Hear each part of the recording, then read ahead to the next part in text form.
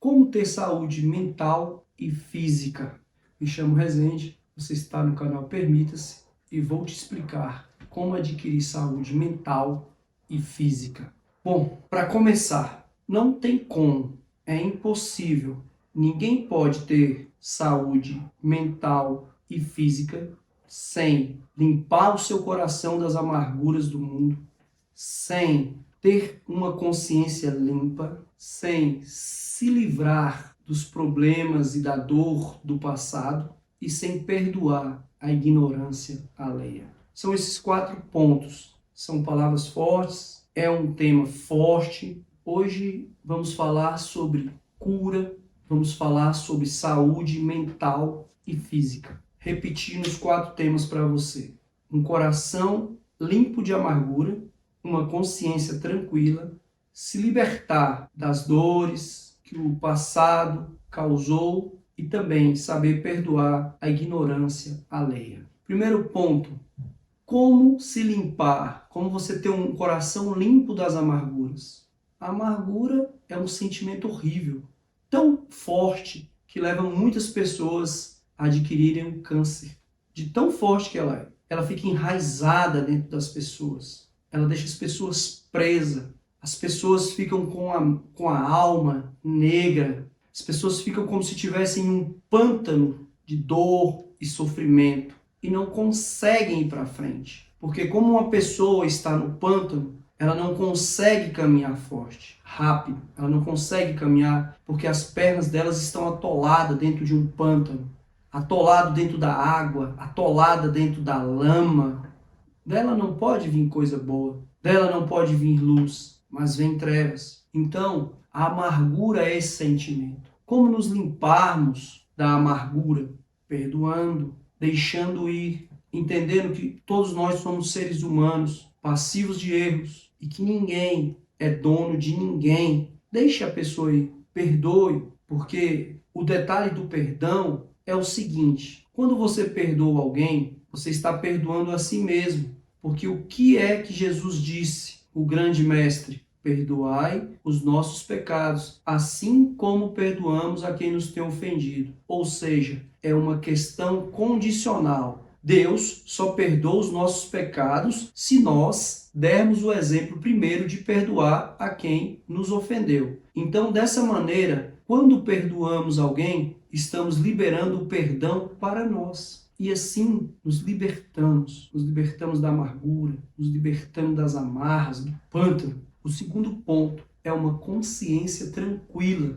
Para ter uma consciência tranquila, você não precisa ser o melhor, mas você precisa dar o seu melhor. Muitas vezes você pergunta: por que eu trabalho tanto? Por que eu estudo tanto? Por que eu faço tanto essas coisas? Por que eu busco tanto? São tantos porquês. Eu quero te dizer uma coisa: se você tiver um porquê muito forte, tudo será mais fácil. Tudo será mais entendível. Você vai entender o porquê. O seu porquê sendo forte, tudo vai ter um motivo. Tudo vai ter um sentido. Por que você estuda tanto? Por que você trabalha tanto? Talvez pela sua família, pelos seus sonhos, pelos seus projetos. Tenha um porquê mais forte do que as dúvidas, que as coisas se tornarão mais fáceis. O terceiro ponto, e esse ponto a gente vai discorrer um pouco, é pessoas presas ao passado. Não tem como prosseguir, não tem como ter saúde mental e não tem como ter saúde física, porque as duas são ligadas. As doenças começam espiritualmente, mentalmente, e depois elas se manifestam no corpo. Quando você fica preso ao passado, quando as dores do passado te afligem, quando as dores do passado, os fantasmas do passado te atormentam, você não se encontra no tempo que você deveria estar, no tempo presente. Porque tudo que nós temos nessa vida é o agora. O amanhã é uma possibilidade. O ontem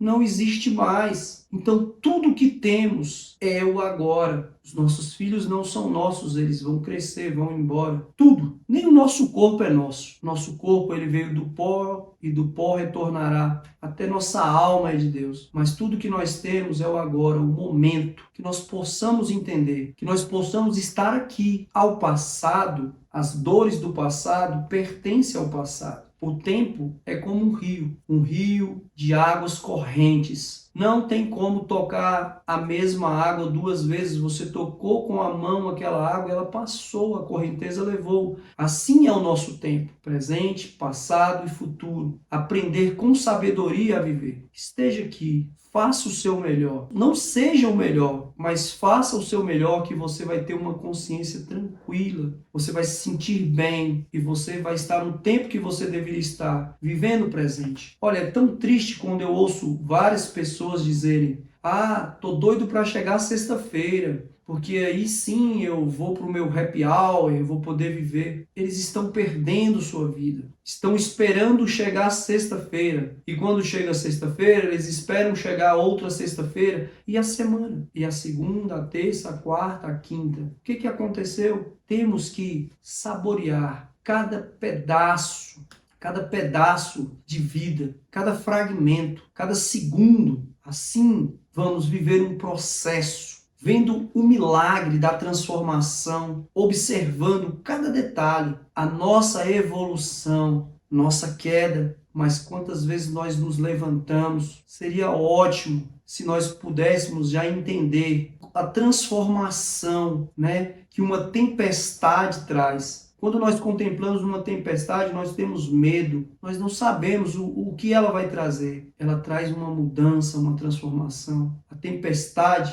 quando ela passa, ou seja, quando os problemas passam na nossa vida, eles vêm para nos tornar mais poderosos, mais forte, para nos dar crescimento. E tudo isso eu digo para que nós possamos saber valorizar o que nós temos. E o tempo que nós temos é o agora. E o tudo que nós temos é o agora. Que nós possamos saborear a nossa trajetória toda. Que não pensemos apenas em chegar lá na montanha, lá em cima, quando eu chegar lá em cima, mas que possamos aproveitar toda a caminhada, cada conversa, cada conquista, cada metro subido, cada tropeção, porque a gente sabe que ali a gente não vai tropeçar mais. Que possamos aprender a saborear tudo. E a última parte dessa cura para que tenhamos saúde mental e física é saber perdoar a ignorância alheia. Um dia desse eu estava conversando com uma moça, ela estava me contando que os pais dela foram muito rigorosos com ela. Bom, ela também está num processo de evolução e está evoluindo muito bem. Eu estava a aconselhando e ela está indo muito bem. Ela sabe quem é, não vou dizer o nome dela aqui porque ela é tímida. E ela estava me contando a história dela e estava me dizendo que ela é a filha mais velha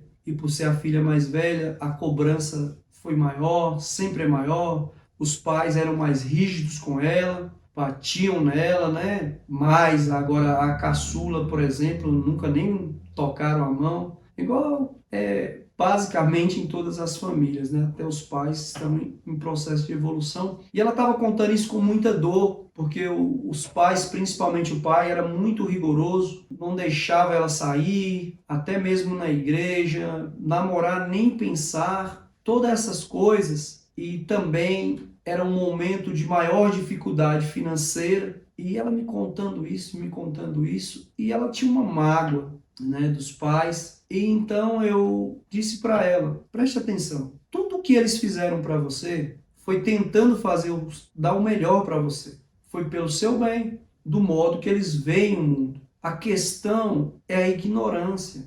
Eles estão dando o melhor que eles têm, da maneira que eles podem, da maneira que eles veem o mundo. Eles estão tentando te poupar, estão tentando te guardar da dor do mundo que eles sentiram.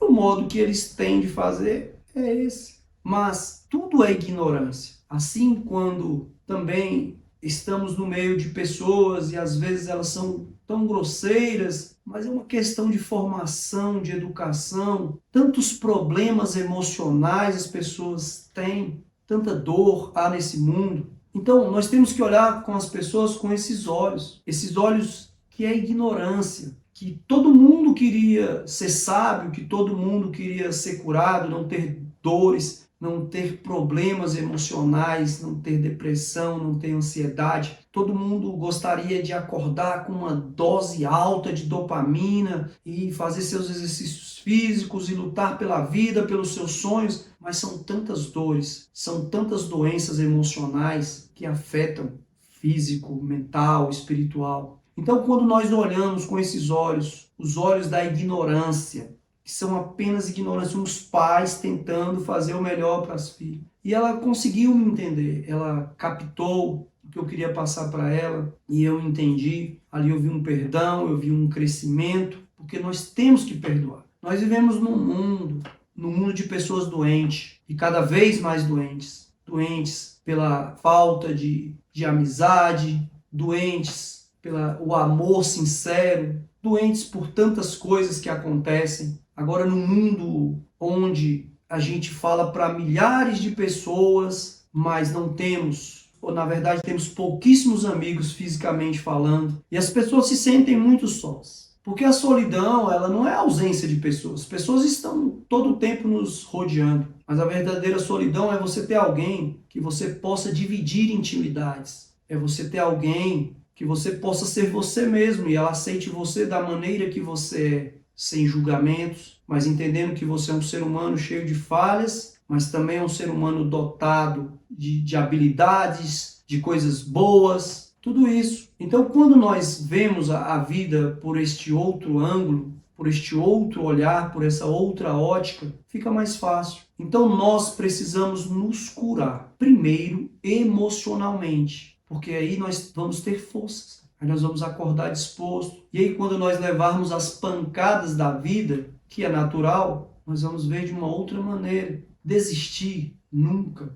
E algumas pessoas falam, eu não desisti. Não desistir é continuar lutando, é cair e levantar. Muitas pessoas levaram uma pancada da vida, beijando a lona, estão lá no chão quietinha, achando que ninguém está vendo ela, e ali ela pensa assim, eu não desisti. E ela continua deitada. Ora, não desistir não é só isso não é ficar lá no chão achando que ninguém vai te ver, ninguém vai te perceber. Não desistir é levantar sempre que você cair, pronto para levar uma outra pancada, mas aprendendo a cada dia a se defender. E tudo isso, para que tenhamos essa força espiritual, nós precisamos nos curar emocionalmente. Tenha um coração limpo de toda amargura.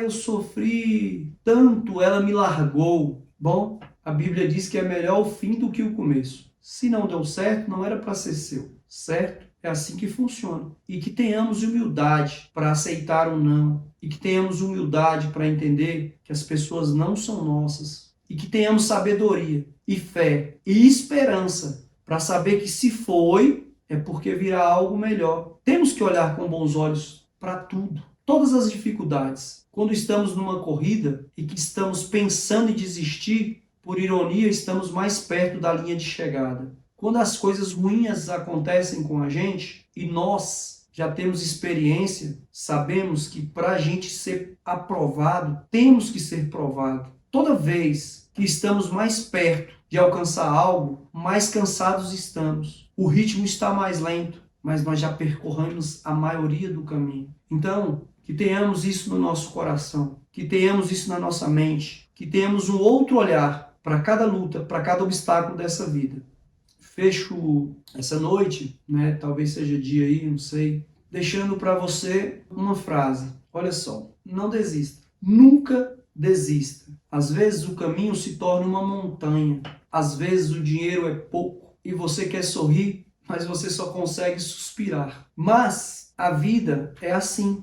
Ela criou esse modo estranho que nós não entendemos para nos fazer fortes, para nos fazer sábios. E às vezes temos que descansar, sim, mas nunca desistir. É ironia entender que nos momentos mais difíceis, quando estamos mais cansados, mais próximos estamos da linha de chegada. Mas nunca desista, porque se você tivesse resistido um pouco, talvez você teria conseguido. E seria muito triste ouvir que para mim é a pior de todas as frases. Eu não fiz, mas poderia fazer. E hoje eu sei que se eu tivesse feito, eu teria conseguido. Fique com Deus, um beijo no coração.